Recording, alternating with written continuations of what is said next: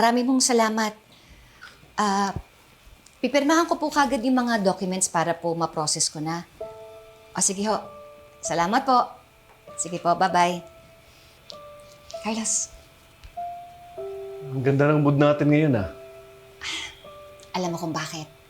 Kasi meron akong na-close na deal para sa mga gamot dito sa ospital.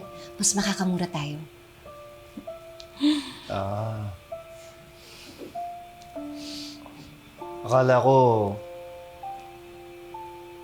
dahil kay RJ. Dahil kay RJ, Kasi nakita ko kayo kanina. Alam mo, Lynette, hindi naman sa nakikialam ako. Pero hindi magandang tignan na tinadalaw ka niya. Kasi may asawa siya. At ikaw naman, may boyfriend ka na. Carlos, hindi ganun yon. Hindi ako yung dinadalaw ni RJ. Si Annalyn, hindi ako. Ah, Carlos, nagsiselos ka ba? hindi naman ako nagselos. Kaya lang, Lynette, hindi talaga magandang tignan na nagkakapalagayan kayo ng loob ni RJ. Lalo na ex mo siya.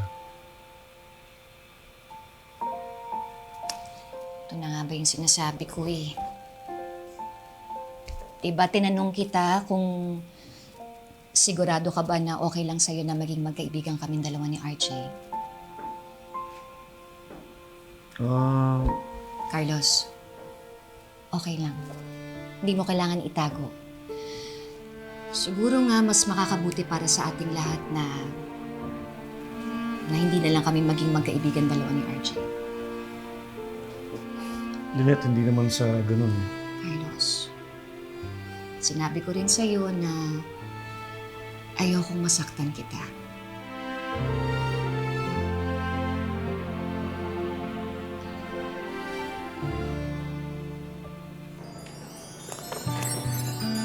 Anong ginagawa mo, doktora? Sabi ko, kung babayag siya, hanapan na kita ng bagong love life, ng girlfriend, para hindi ka na ganyan kasungit. Dr. Santos, hindi ko kailangan ng bagong girlfriend. Okay na ako na nandyan ka.